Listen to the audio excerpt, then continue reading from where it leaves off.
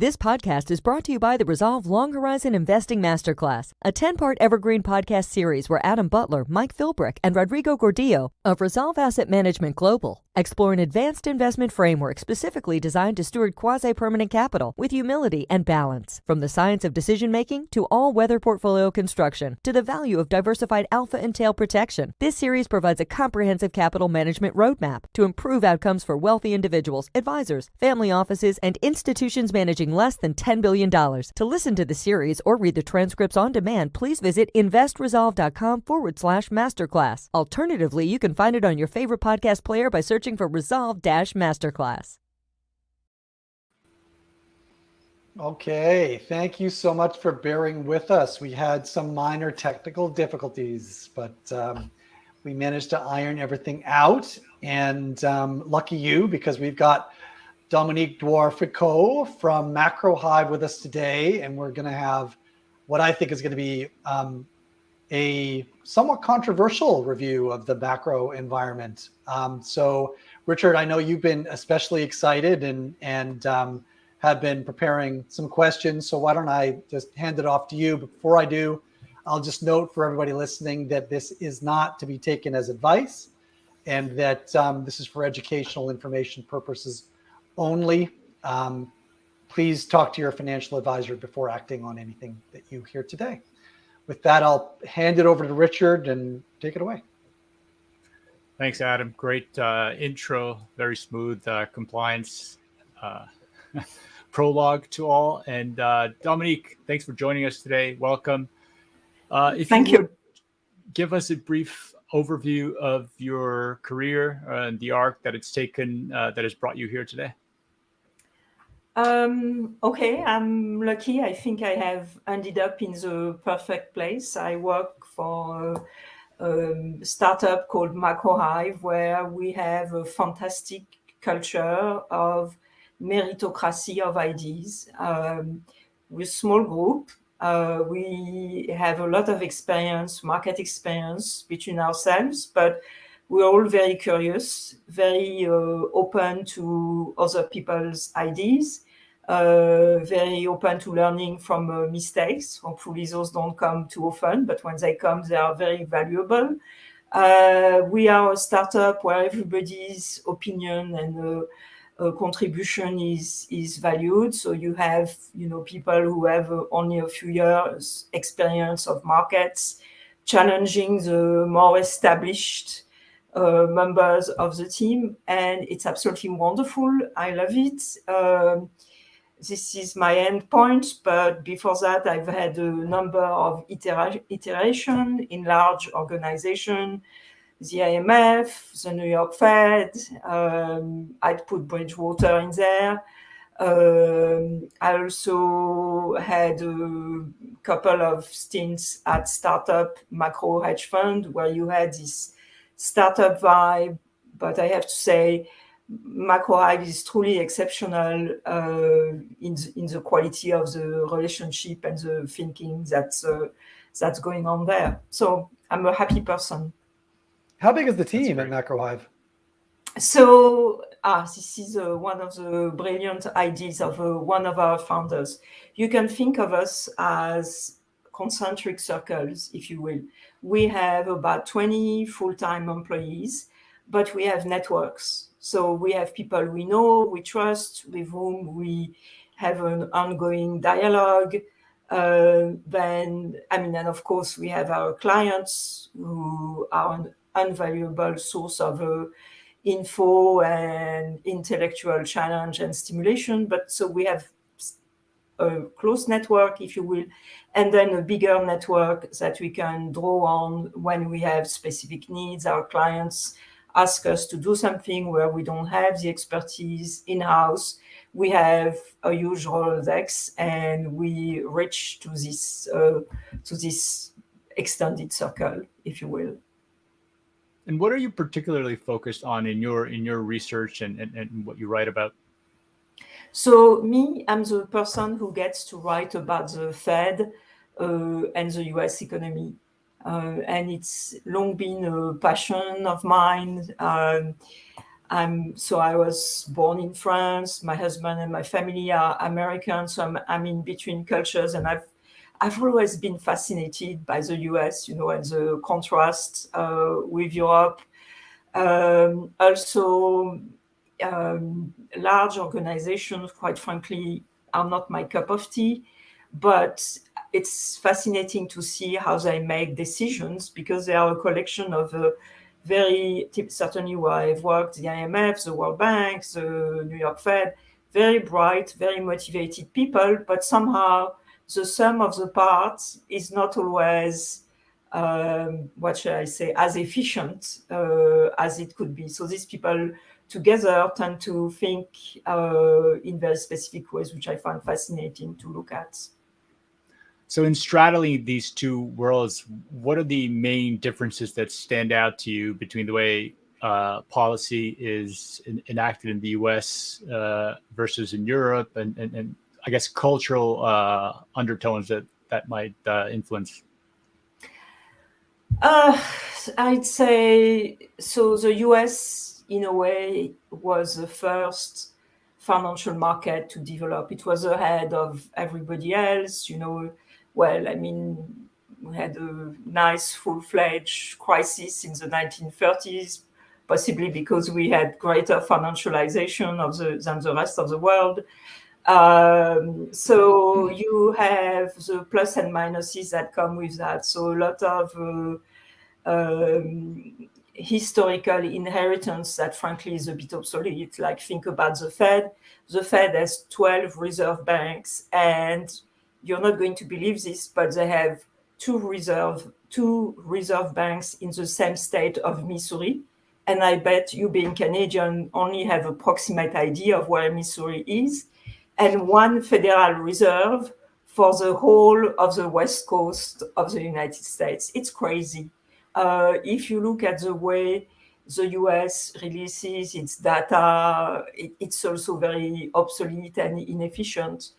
But at the same time, I just love it here because it's true, there is something really uniquely American and enterprising, and there is a sense of innovation, and especially in California, where I live. So I would say the bureaucratic inertia are perhaps heavier here because the finance sector has been established for longer, but the sense of insurgency, or the potential for insurgency, I think is stronger on this side of the Atlantic. Interesting. You mentioned that the 1930s were particularly harsh east of the Atlantic because of more financialization that Europe had versus the US.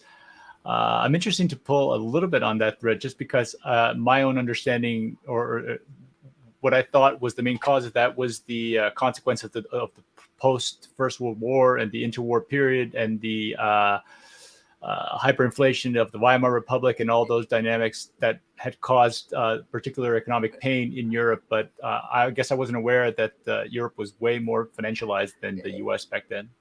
Actually, no, I meant the US was way more financialized. In fact, the way more financialized than Europe. The economic historian Barry Eichengreen has written a very, very interesting paper describing the crisis of the 1930s as a credit boom gone bust, basically. And I thought this was terribly perceptive and interesting. I think, in terms of Europe and the US in the 1930s, there was a breakdown of civil society in Europe that didn't exist in the US. I mean, in the US, we escaped fascism, we didn't get hyperinflation. So there were, different dimensions, thieving pains in Europe that didn't exist in the US, and made for this lesser financialization of society in Europe. Yeah, that makes sense. So what are you currently seeing right now? If you could summarize the scenario that you currently see for the way the Fed has been behaving over the past few months in particular, and how do you see that as the backdrop for financial assets? Okay, so I think we are in a great environment for risk assets because we have strong growth, high but stable inflation, and speaking of the Fed, a very dovish Fed. So what's not to like? I mean, and that reflects factors that I don't think will last forever, unfortunately. But let me list them. Certainly, the biggest driver is that the US is going through a negative energy price shock. If you look at energy prices, they are lower. I mean, for instance, the energy CPI or PCE, it's about 15% lower than it was a year ago. And that's fantastic because it means household income is higher, real income is higher. US household, we all like to drive. I live in Los Angeles, unfortunately, no choice but to take my car. So we spend about 5% of average income on energy. So 15% decline in price is nothing to be sneezed at. Same for businesses, manufacturing, it's obvious, but even services, small services, businesses in energy costs are not zero. And then, so that supports profit.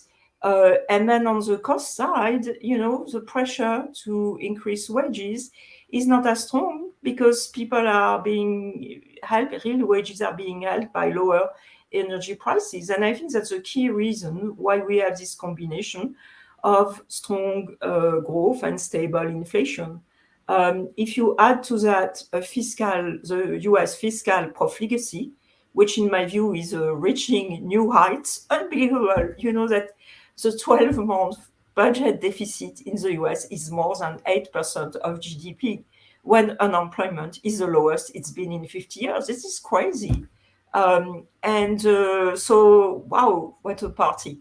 And then I think, and that's perhaps one of my more controversial views, I think that monetary policy is still quite loose. And it's not just me saying that, but I'm going to quote here the president of the Cleveland Fed, Loretta Mester. She has a beautiful chart where she compares the real policy rate, so the real Fed funds rate, this cycle and previous cycles. And what she shows is that, first of all, the Fed started much further behind the curve than in any other cycle since the oil shocks of the 1970s. And second, that we've barely made up for lost ground, that in terms of comparing the real Fed funds rates using PC, year-on-year PC inflation, we are barely where we were a couple of tightening cycles ago. So we're barely in positive territory. And so to me, this means loose policy. I mean, you can use, if you like more sophisticated benchmark, you can use the Taylor rule. As you know, it's a rule that computes, it's a back of an envelope calculation really, that computes the Fed funds rate needed to stabilize the economy as a weighted average of the deviation of inflation from its long-term target and the deviation of unemployment from its long-term level. So there are 1,001 ways of computing this Taylor rule, but what they all say is the same thing. We're still well below where we need to get. I mean, my own version of the Taylor rule is about 7 to 8%. So way to go, Fed. And that's why we're having such a party. Now, it's not going to last forever, but for now, the going is good, no question. So let's step into your decomposition. So the first thing that you listed as a motivation for why we should be bullish risk assets was the substantial drop in energy prices and how that flows through to households and businesses. Can you maybe just offer a little bit more detail on that? Going through the information you sent over, I noticed that you spent some time explaining how energy prices, even though they strip out food and energy from core PCE, because energy prices flow into so many other items, it still has an impact. Maybe just walk us through just how important energy is, even for core PCE, and therefore why this negative price shock has had such a potential stimulatory effect. Sure. So I am a nerd, and like all nerds, I love my charts. Do you mind if I share with you? Please. Please.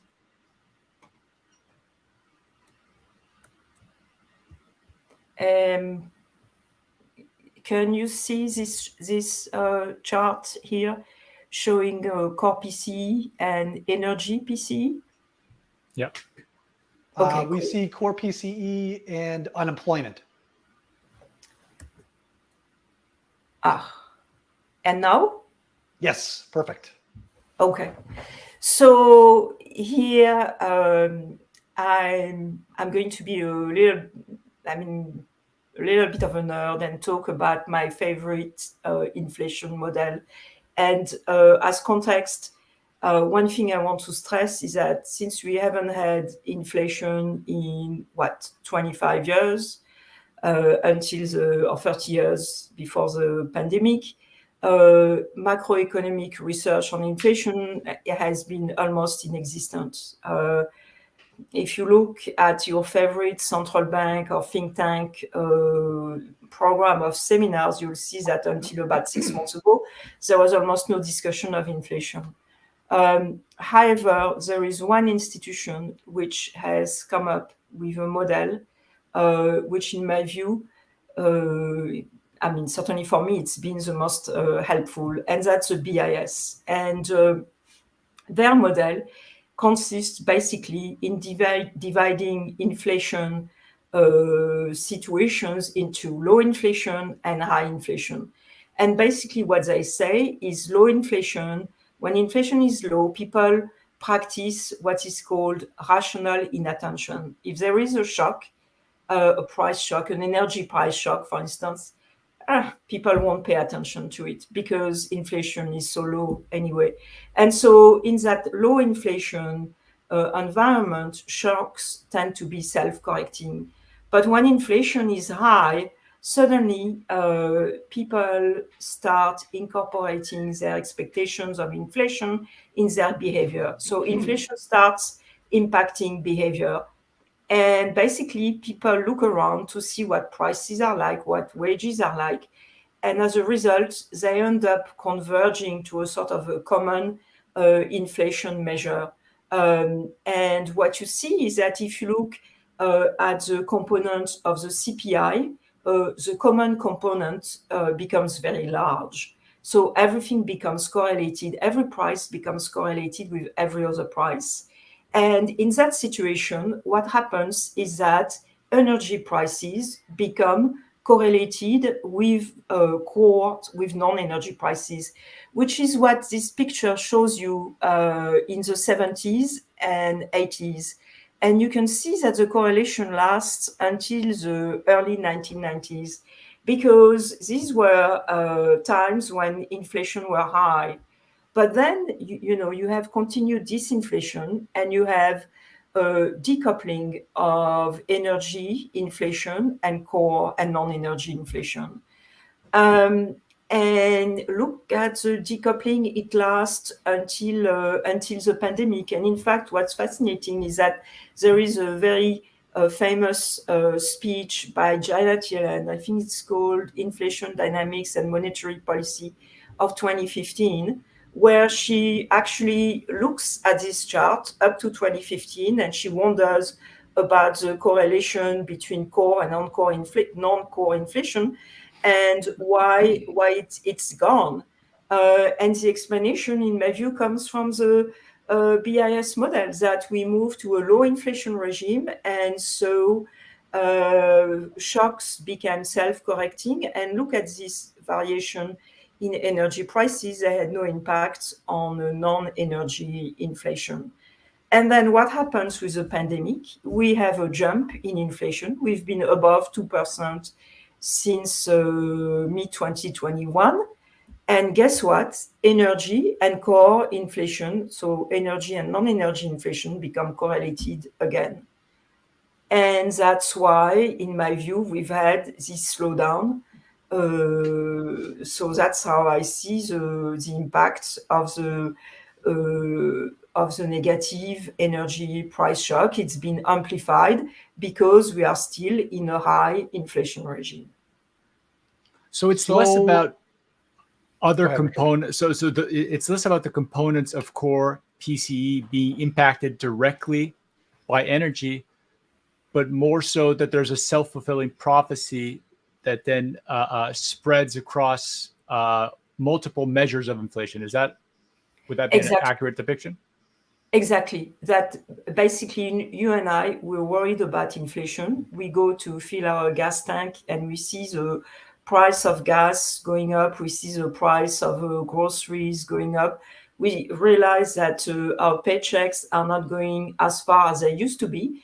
And so we start demanding higher wages. If you own a business, you start raising your prices based on everybody else's prices that you can observe. And that's how everybody converge to this common expectation of inflation, which is embodied in price and wage behavior. So that's exactly as you described it. It becomes a self-fulfilling prophecy. And the reason it becomes a self-fulfilling prophecy is that it's high. So it makes a difference, and you want to adapt to this high expectation. So, I mean, I think a more common narrative for why the core sensitivity to energy prices seemed to have declined relatively steadily from the 1970s to today might be that there's been a profound shift from the energy intensity per unit of GDP for the US economy in particular. And perhaps the primary driver of that was a switch effectively from more of a manufacturing oriented composition to more of a services oriented composition. I think you're suggesting that actually doesn't really play a very large role, or rather that role is subordinate to the attention channel. Is that right? It's just that when inflation is low, nobody is paying attention to energy prices because I guess none of the other prices in their consumption basket are alarming them. But when all of those prices kind of go up at once, they begin to pay. It seems like there should be a bit of a two-way street here, right? Like, do you buy the explanation that there was an inflation impulse due to a combination of supply constraints during the pandemic and coming out of the pandemic that were exacerbated by fiscal largesse that sustained that inflation impulse as well? It seems like those might be contributing factors that caused prices to rise and then caused people to pay attention to the rising prices. And I'm just trying to figure out what some of the feedback loops here might be. So 100%, there is no question that there was a supply shock. There was an enormous demand shock as well. But the problem is that it's produced inflation inertia, because now people's expectations of inflation have moved. And you see it, for instance, in the University of Michigan consumer confidence, long-term inflation expectation. It's creeping up ever so slowly, but the direction is clear. We're now at 3.1% for medium-term expectations of prices, which was where we were in the mid-1990s. So I think you describe very well, very accurately, how we ended up where we are. But I think climbing down is going to be really difficult because of this inertia, because inflation expectations have moved. You are going to need something to convince people that inflation is coming down.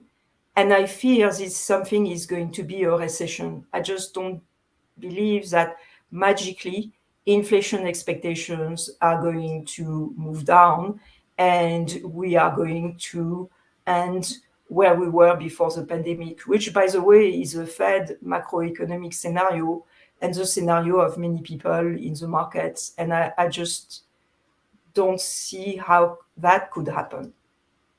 So I know that Powell has said on multiple occasions that his big fear is that inflation becomes entrenched within the so-called expectations channel. And so I'm trying to reconcile, or how might you help me reconcile why, in your opinion, Powell and perhaps a majority of the other governors are erring on a more dovish side of the policy debate, given we're seeing such a steady increase in the expectations channel and some of the other dimensions of the economy that they would typically expect to cause a slowing and therefore to bring core PCE down don't seem to be having the same effect this cycle. So what is motivating the Fed? First of all, why do you think the Fed is more dovish than the market maybe perceives? And then why is the Fed this dovish in the face of creeping, sustainably creeping higher inflation expectations? So you've given me an opportunity to show another one of my favorite charts. This one is about, this one shows inflation and unemployment. We still see the core PC and energy PC. Okay. Yeah, okay, now cool. We do. Yeah, that's all right. So this chart is making my case that we should watch what the Fed is doing and not what the Fed is saying. And then I'll explain why I think they are dovish. What this chart shows is unemployment. That's a dotted yellow line, actual unemployment. And then the projection of the end 2023 unemployment rate in the SCP. So the projection started with the September 2020 FOMC meeting, and they were updated every other meeting, right, with the SCP. Now, this is actual core PCE year on year, and this is the forecast for the end 2023 core PCE, which, like the forecast for unemployment, was started at the September 2020 FOMC and regularly updated. And what does the chart show? Well, it shows that as far as predicting unemployment, and you have to understand that from the Fed perspective, the SCP is not just pure prediction. It's basically shows you the macroeconomic scenarios they are prepared to consider, right? Because we have to assume that those people believe they can change things.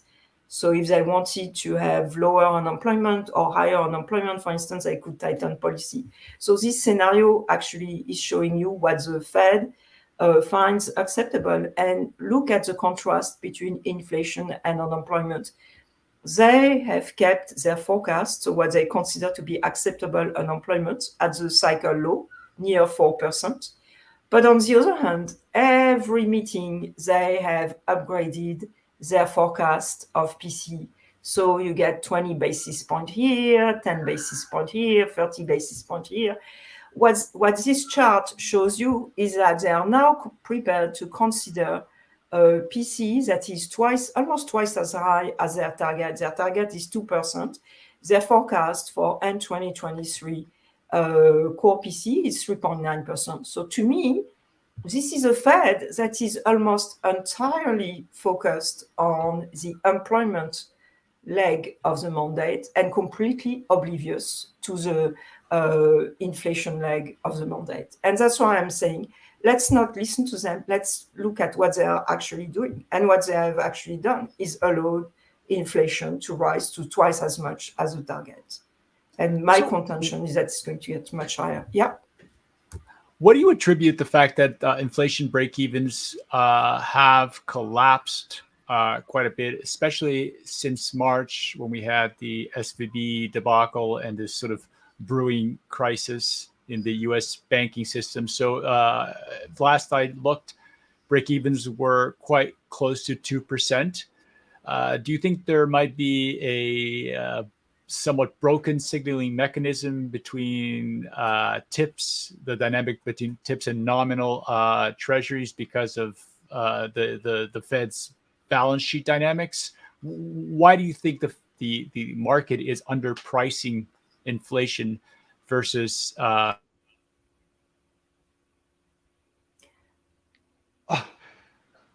think we can go ahead.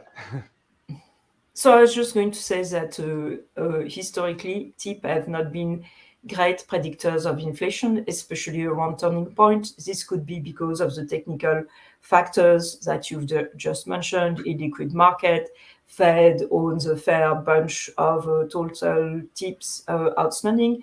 It could also be because markets would rather not consider the alternative to this very rosy inflation forecast because it is too awful to consider. I mean, obviously, this beautiful rally that we've had and that I expect to continue is not going to last if my dire predictions on inflation turn out to be correct.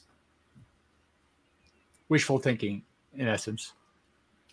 Yeah, I mean, I can always be wrong, okay? But to the best of my ability and on the basis of the information available, I respectfully disagree with Mr. Market and respectfully disagree with the Fed as well.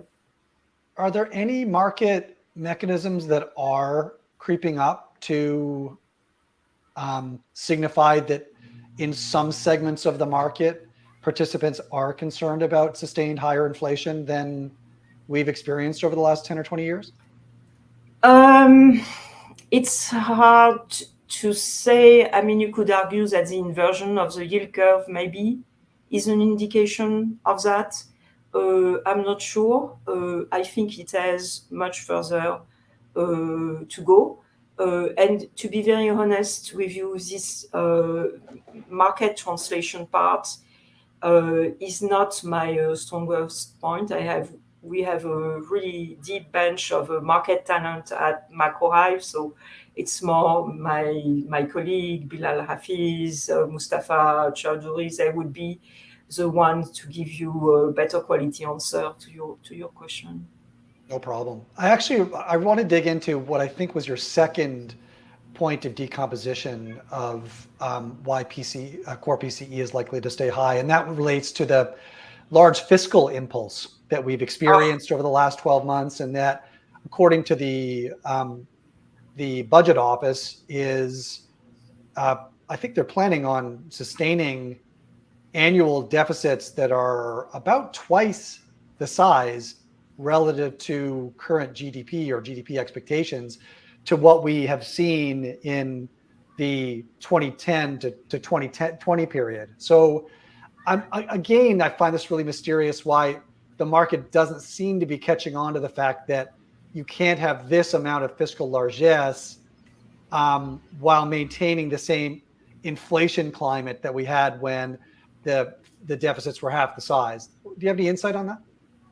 No, I'm completely with you on that, Adam.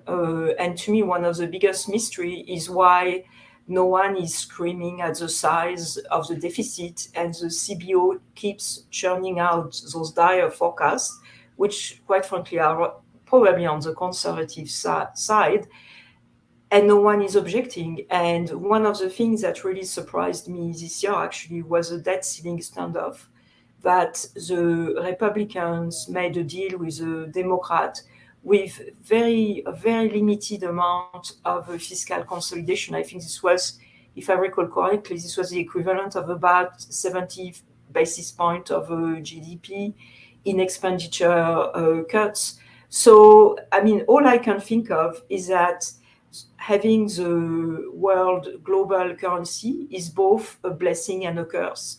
It's a curse because it means you basically get enough rope to hang yourself, in the sense that you have a softer budget constraint than, I don't know, if you were Italy or Argentina. And eventually this will come back to haunt us. But I am as perplexed as you are. Do you have any It seems to have been reliable models? Just let me close the loop on this one, Richard. But do you have any reliable models that help to infer the expected core PCE year over year, given certain levels of budget deficits? I looked into this some time ago, and I didn't find anything that I found as reliable as I'd wished. But it seems to me that there should be it should be modelable, right? Like certain level of budget deficits relative to GDP should translate to an expectation of a certain number of excess percentage points of inflation year over year. Do you have any insights on that at all, or is that not nearly as easily modeled as I am implying? So there is a whole group of academics who have devoted their entire lives to doing exactly what you are describing, Adam. But to be honest, it's very model driven. And so there is the issue of the model assumption. And then typically those things work better for the medium term than the short term. And as you know, Mr. Market tends to be very short-term focused. So I haven't looked into that with great detail because I'm not sure it's going to give me very short-term insights. Gotcha. Sorry, Richard, go ahead.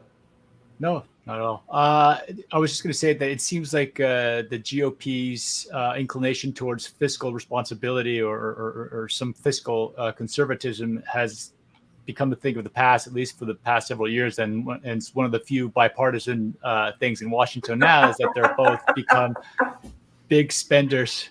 And fiscal populism has become kind of the name of the game.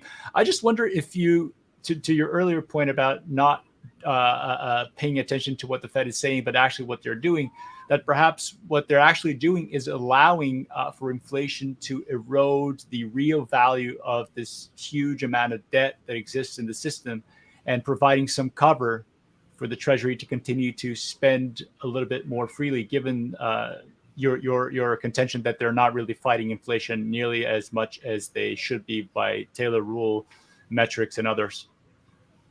So definitely what you are, their policy, a side effect of their policy is to support fiscal proflicacy.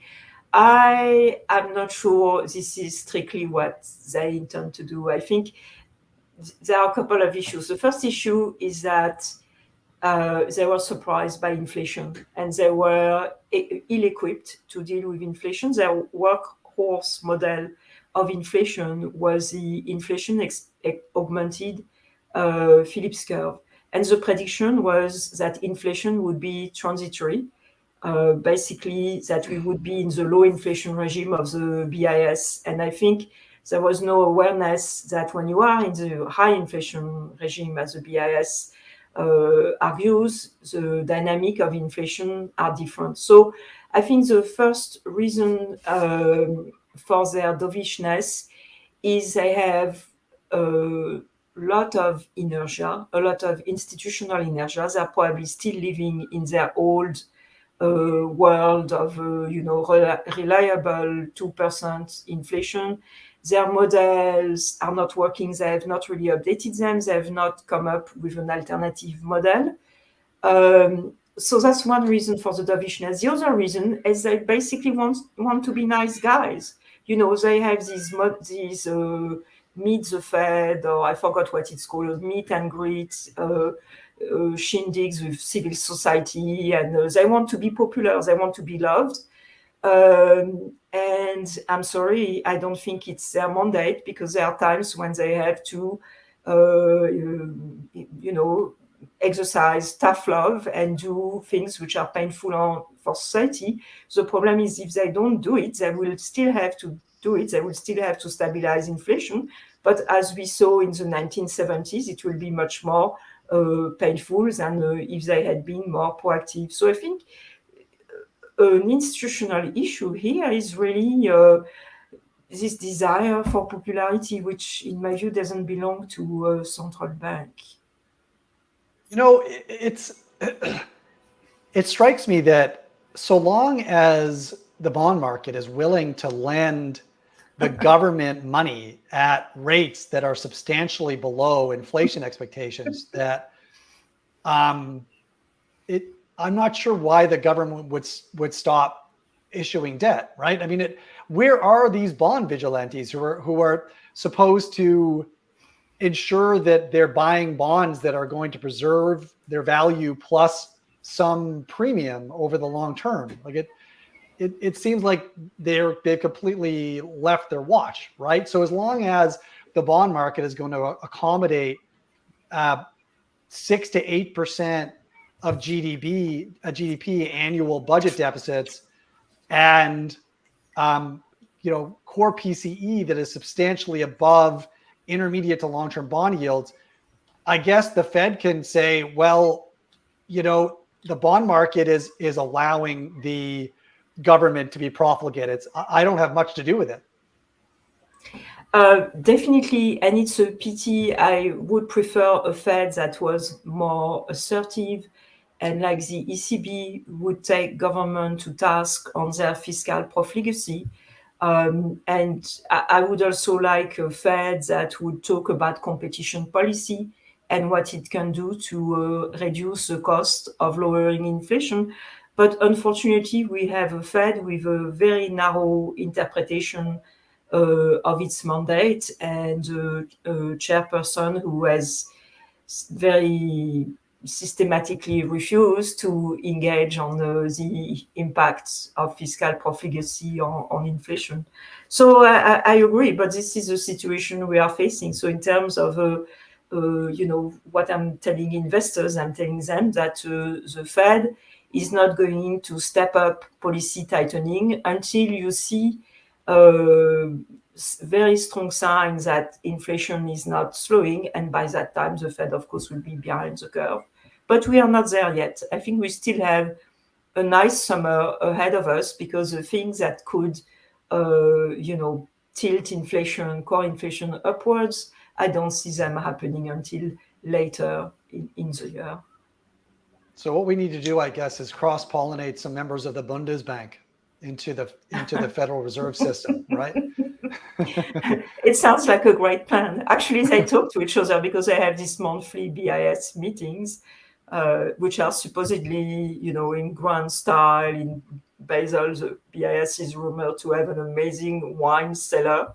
So this would be perfect for the cross-pollination, but somehow it hasn't happened yet. So the U.S. continues to benefit from having the reserve currency as well as the reserve asset, and this cleanest dirty shirt dynamic continues to be sort of their main tailwind in being able to, spend as much, allow the Treasury to spend as much as they are and provide some level of cover. Do you give any credence, or what is your take on this? These reports of reduced appetite on a global stage for treasuries, from global actors and global central banks. Does that give you any pause that we might be nearing some form of inflection in terms of appetite for the reserve asset? So I've been hearing this story for as long as I have been on the market, many more years than I care to count. Still look at the recent auctions. There is no sign that foreign buyers are moving away from the US Treasury markets. I think, the network effect and the incumbency is enormous. And also, what are the alternatives? China, no rule of law, no transparency, no real financial market to speak of.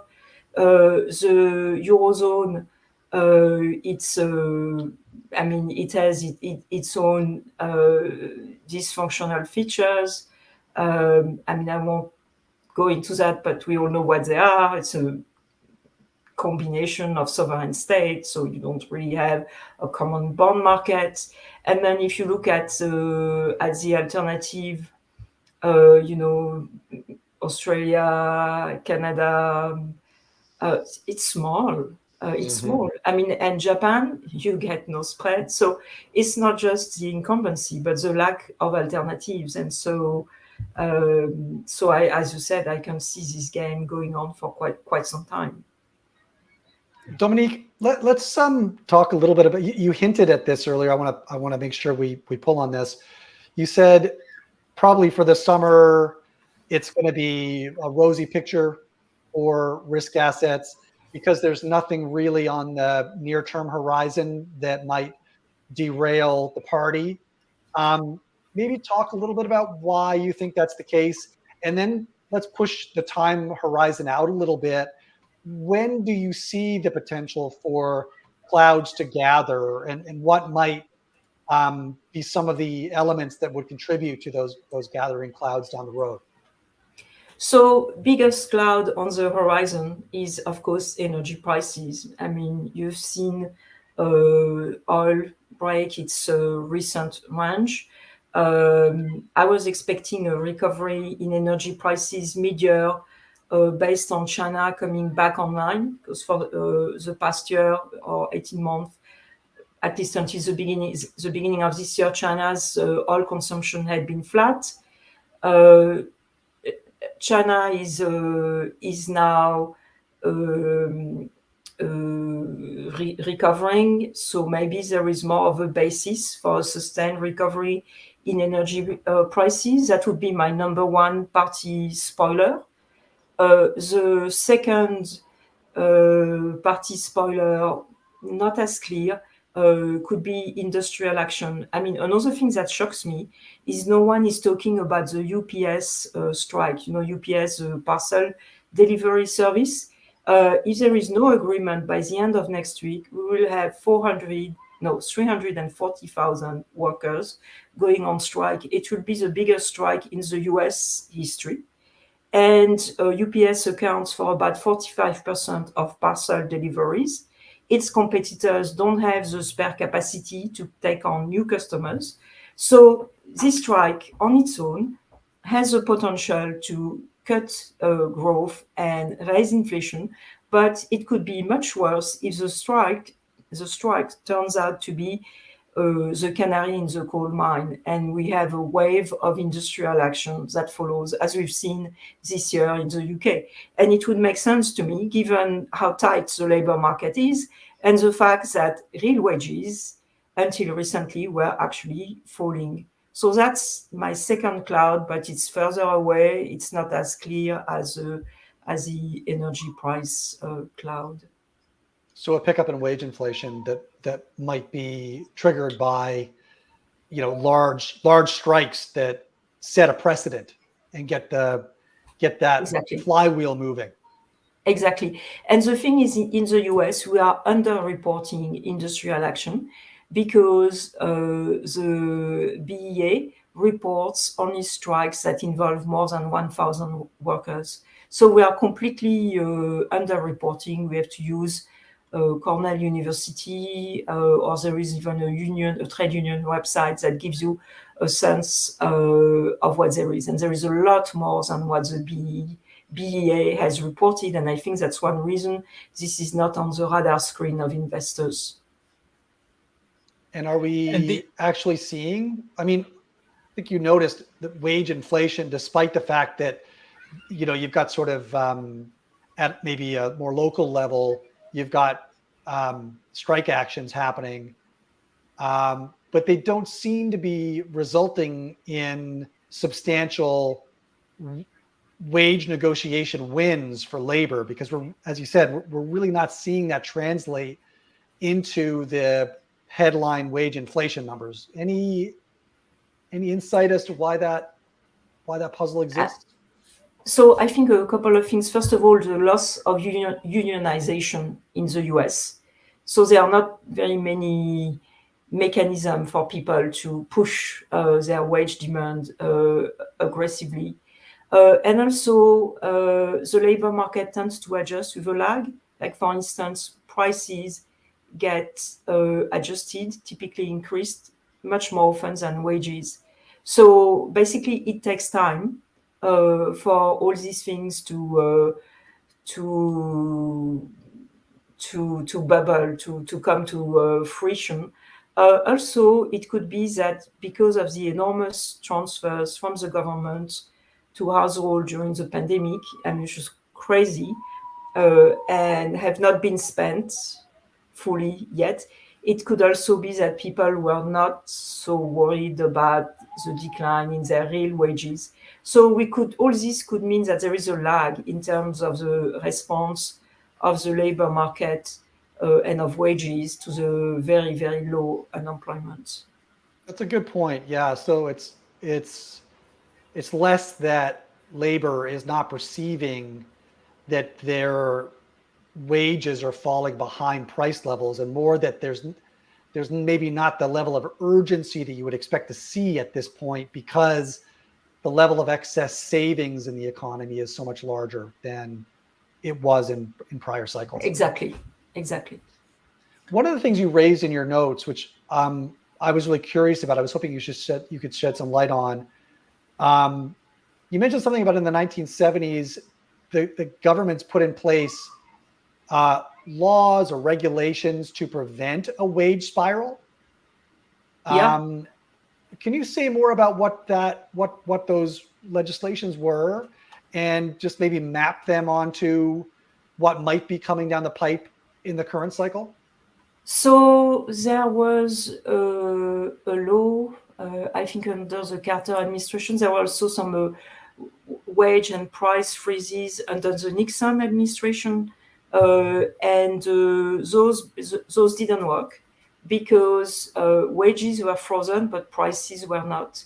So there was no consensus to keep wages and prices low. Because one of the tricks of lowering inflation is that wage behavior feeds on price behavior, right? You ask for high wages because you think that prices are going to go up. So if you could get everybody at the bargaining table and agree that they are not going to raise wages, they are not going to raise prices, you could have a decline in inflation and in inflation expectations, most importantly, that would be relatively painless.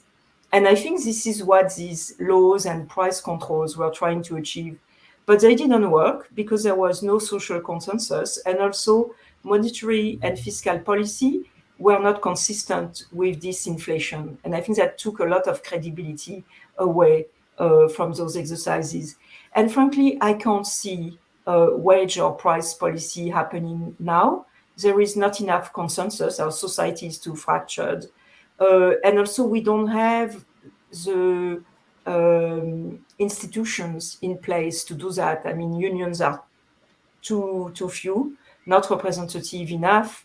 Also, even in terms of the government, look at how difficult it was to give to the private sector these various schemes, the paycheck protection program and all this. It was super hard to implement. Look at the state of US employment agencies. I mean, there are problems in state after state after state. We have issues with fraud, dysfunction, and so on and so forth. So I don't think these policies would be feasible now. And so the alternative is a recession, because that will bring down everybody's inflation expectations. Do you expect the labor market to continue to tighten, given we have pretty low participation rate right now? It's been persistently low and declining for some time now. And there's some evidence now that some of the workers that left the workforce during the pandemic are not returning, but rather they're retiring. So do you expect the bargaining power to continue to increase towards labor, the pendulum, so to speak, to swing a little bit farther in the direction of labor, and for this to continue to feed inflation expectations? Oh, definitely. And also, if you take a long-term perspective, the share of labor in income, in national income, has been declining for the past 30 years. And I think we've reached the point where it's politically not feasible to go any lower. And that's why I'm expecting a long-term recovery. And that's one of the reasons I believe we are going back to a macro environment with much more inflation than before the pandemic.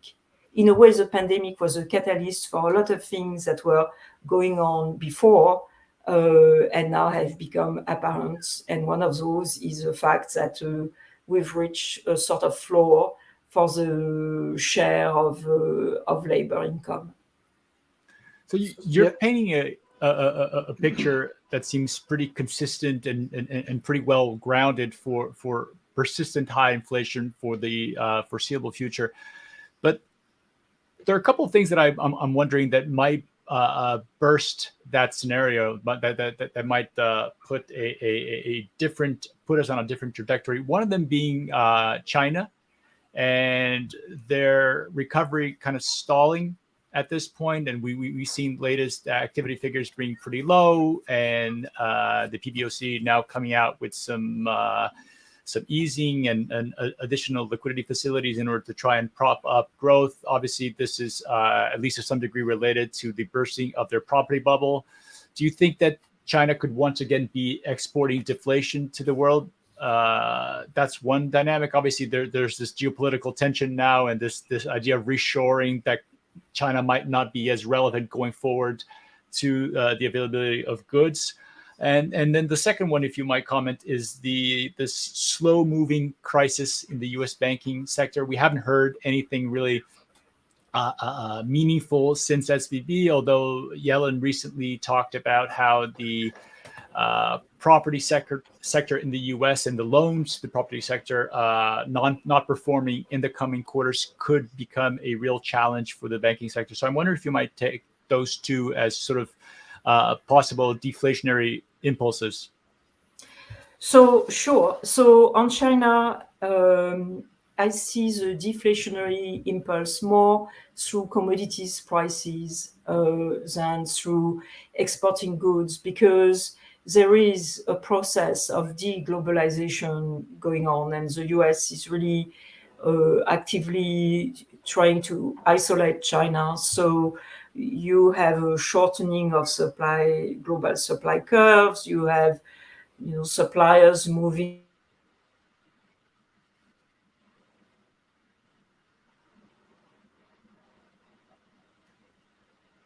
not going to be as low as they used to be, and the elasticity of supply not as great as it used to be. So deflation risk from China mainly through commodities prices, and definitely one way I could be wrong with my resilient inflation picture is if oil prices, instead of going up, go down, say $50 or $40 a barrel from where we are now. I'm wrong. My view will be falsified. The US banking sector, I think what's important to realize here is that this crisis has been brewing since the GFC, basically, because the resolution of the GFC involved the buildup of 4 banks that were too big to fail. So you always had a funding advantage of those four banks relative to the rest. And again, the crisis we've had, which is basically the Fed hiking, being so far behind the curve that it had to rush to hike rates. So the crisis we've just had is once again an example of something that was going on for a long time, a crisis that was brewing in the background for a long time and has been exposed by one event, which was the surge in inflation and the policy response from the Fed. I think it will get resolved with basically even greater concentration of the US banking system. I don't think it's going to make that much of a difference, because if you look at the surveys of small businesses, their reliance on credit is actually quite low. It fell a lot after the GFC, and since then it's not. They've not become more reliant on credit. Also, at this stage in the business cycle, typically the economy is less reliant on debt. That's what the data shows. If you look at what I call the credit impulse, so the 12-month change in the ratio of private sector credit to GDP, it's typically negative after a recession. Why? Because this is when people repay their debt. When people borrow is when there is a recession, and they borrow to tide them over. But once their income goes back up, that's when they repay, because they want to rebuild their balance sheet. So I see more of the risk, to my view, coming from China through commodities prices than through the banking crisis. It seems to me that if there's no consensus in Washington and no prospect of any kind of consensus that might try to deal with wage inflation and price inflation via the regulation channel, then we're likely to face, to your point, high levels of entrenched inflation, and there's nothing that anybody will be willing to do about that. And the only agent with the ability to regulate or take action, because they don't require a consensus, is the Fed and perhaps the Treasury, who will take it out on the bond market, right? Who will say, we can't control, the Fed's going to say, we can't control the budget. The government has decided to spend. They've already made these commitments. And we are going to force you, banks, to buy those treasuries, even though the yield on those treasuries is below current inflation rates. And you get this sort of sustained financial repression. Do you see that as perhaps the most likely outcome here? I'm not sure, and because I would argue that's what happened after the GFC. I mean, if you look at the share of bond and cash in banks' assets, it's enormous. It's like 30%. So we already are in that situation.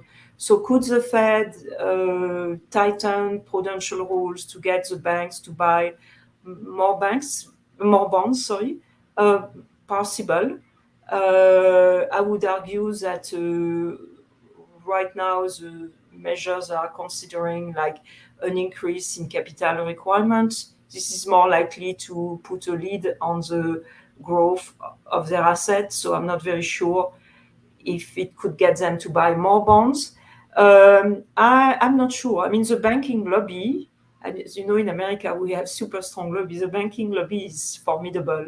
Would they let the Fed, burden them even more? I'm not sure. Well, I guess my question is, I mean, at the moment, the bond market seems to be more than willing to absorb Treasury issuance. So it's not an issue at the moment. The Treasury hasn't really tested the bond market because they haven't issued any coupons. Like, they just continue to roll bills. It'll be interesting to see how the duration market responds when and if they decide to issue more coupons. But I mean, at the moment, the bond market is saying we're willing to absorb as much.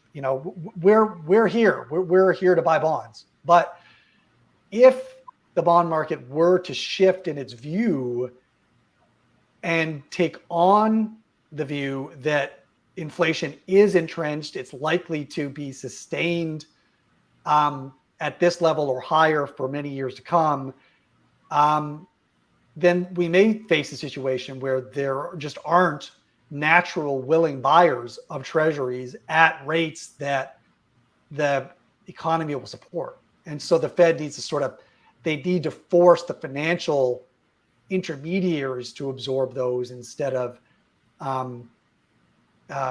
because the markets themselves are not willing to. So that's, I'm not sort of saying right now that it's a problem. It clearly isn't, but I'm just sort of saying when and if the bond vigilantes wake up and say, well, we actually are going to demand a premium on our yields above inflation, and now we believe that inflation is entrenched.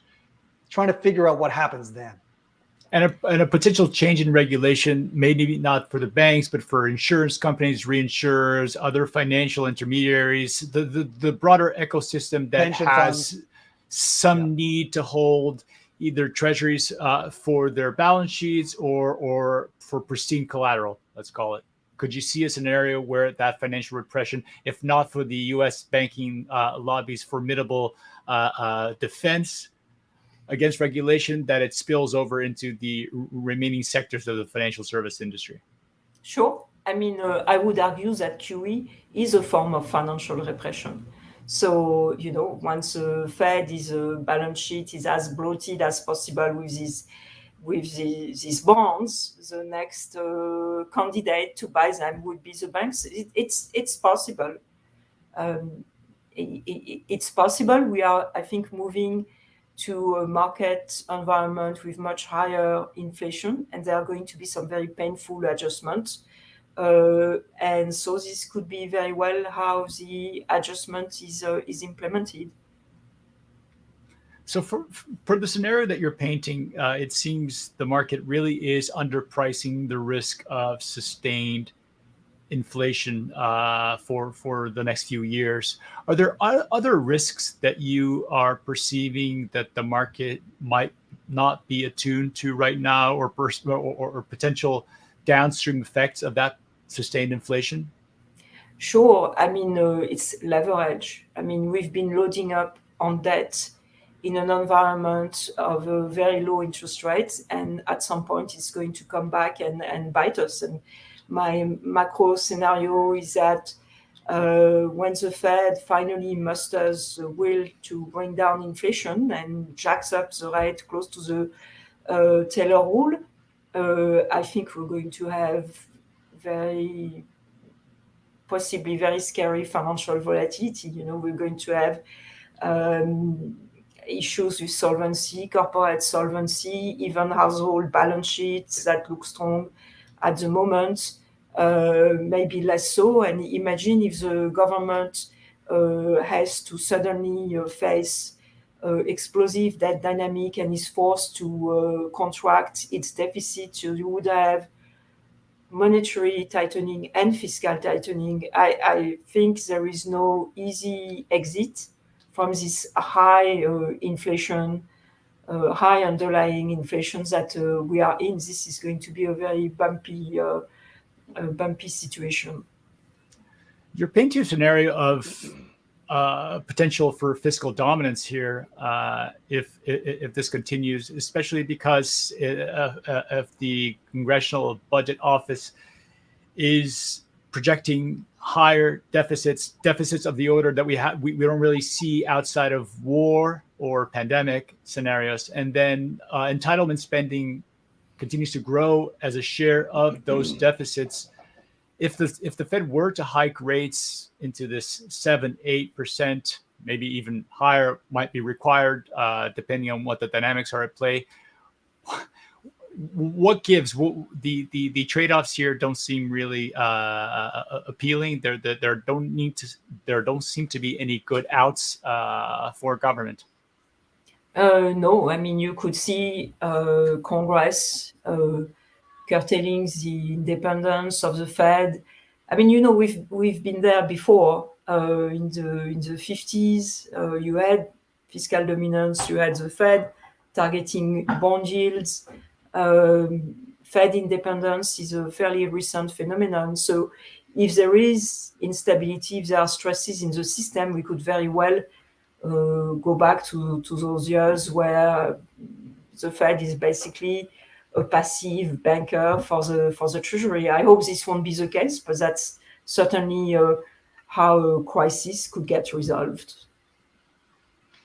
Do you pay any credence to the MMT assertions about the fact that interest payments on the debt are also a source of potential stimulus? And I mean, so as interest rates go higher and the Fed needs to continue to refinance its debt, then you continue to raise the amount of interest that's going out from the Treasury to the private sector as well, and that ends up being a major source of stimulus. It's obviously not a major source of stimulus if the size of the debt is small relative to the economy, but because the size of the debt is so large relative to the economy, I'm sympathetic to the view, and I'm interested in your perspective on this, that in fact, high interest rates may actually end up being counterproductive at some point. And that may catalyze this sort of spiral where the Treasury can never get back ahead of its debt obligation because of the fact that the bond market continues to demand higher rates. Those higher rates then feed back into higher interest payments out into the private sector, et cetera. You see the sort of cycle I'm painting. So, Adam, I was going to crack a joke that my one-word reply to MMT is Argentina. Those guys have been practicing MMT forever with the results that we know. I mean, the sort of feedback loops that you describe is typically associated with hyperinflation. That's basically when people lose total confidence in the currency. They don't want to hold it. And so the value of the currency falls exponentially. Some people have argued that QE was going to lead to hyperinflation if it led to a wholesale loss of confidence in the currency. So I'm not a fan of MMT. This is, I guess, a long-winded way of saying it. I think, the idea that interest payment would end up stimulating the economy rather than restraining it. I mean, I'm sure you can find a model that will give this result, but you will have to make fairly extreme assumptions. So, no, I'm not sure how relevant MMT is to the bread and butter economics that I tend to do. So one interesting case study of this dynamic at play is the fact that the U.S. corporate sector in 2020 and 2021 rebuilt their balance sheets, issued a huge amount of debt at low rates, obviously picking up on the signals that were being sent by the rise in inflation. And I think Powell at one point became pretty clear in his intentions. There was a massive amount of corporate debt issuance. And I've been looking at the numbers. It seems like that debt has largely just been sitting on corporate balance sheets as term deposits. And so what's ended up happening is that the corporate sector sold bonds to raise cash, and then they've invested this cash effectively. They haven't invested any of it. They've just raised it, and now it's sitting in demand deposits, earning 4 or 5%. So issue debt at 0 to 1 to 2%, and then now earning 4 or 5% on it. That they're basically acting as a giant carry on interest rates, right? And that by the estimates that I've seen, that is impacting corporate earnings to the tune of 4 or 5% year over year, bolstering them.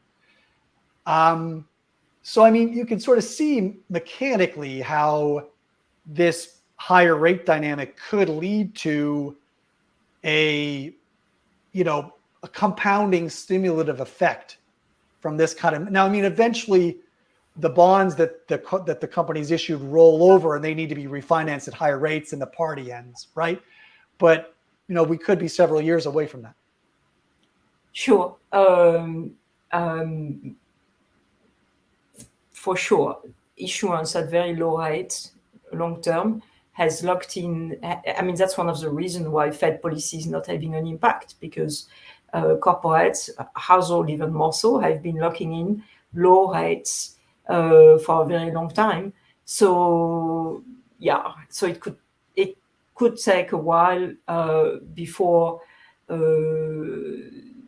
we see the Fed tightening impact the corporate, or alternatively, you would need much tougher Fed tightening, perhaps even more than what the Taylor rule implies, because because we are basically coming out of several decades of very low interest rate, and people have been able to lock in those rates. So definitely that is a risk. So to linger on the MMT point here just for another moment, while we haven't seen the printing of the $1 trillion platinum coins or anything that extreme, it's hard to argue that Washington continues to move a little bit further in the direction of some of the policies that MMT would espouse, the deficit spending, the striving for full employment and that sort of thing. So I'm wondering, we discussed a few minutes ago how the U.S. through their reserve currency and network effects and the reserve asset will continue to be the predominant financial power globally, and that there will still be some demand for treasuries and then for the U.S. dollar. But then you were describing a moment ago that if this continues and if we do arrive at this fiscal dominance and deficit spending continues to grow, that there might be a tipping point for this demand. But it seems like without any alternative globally, that the U.S. might be able to get away with this and continue to spend well beyond its means and continue to increase their debt leverage. Can you maybe square that for us? Well, I mean, even if there is no budget constraint, I think the US will continue to fuel high inflation. And at some point, high inflation will become politically unpalatable. I mean, we already know that the administration is held responsible for the high level of inflation. This is one of the factors that have impacted the popularity of President Biden. Inflation is stable. It's around 5%. It can get much higher. If it gets much higher, it's going to become more of a political issue. So I think this is one way in which fiscal policy could become more rational. So sneaking up on an hour and a half here, I wonder if I could put you a little bit on the spot. And I know it's one thing to sort of discuss the mechanisms by which investors feel safe and want to put risk on, and then discuss the mechanism for clouds to form. Do you have any sense of timing for Sure. whether there might be some structural reasons or other reasons why the clouds might form at a certain point next year or later this year? Sure. So our oil analysts see the oil market becoming undersupplied towards the latter part of the year. So I am thinking that the big rally in energy prices that I need for my dire views to turn out correct is more likely towards the end of the year. So that's why I am thinking we have a good summer, possibly fall ahead of us. In terms of unknowns, the one that seems the most plausible is this industrial action and pressure on wages. And that would build gradually. I mean, when it's 110 outside, people don't want to demonstrate. So maybe this is more of a fall story. So that's the sort of timing I have in mind. Beautiful. Thank you. Well, I mean, we could go on for a while, but I feel like this is maybe a natural stopping point, and it's nice to leave something for next time. So, Dominique, thank you so much for sharing what I think have been some very unique insights. And I think you've given us a lot to think about. Thank you very much for having coming. me.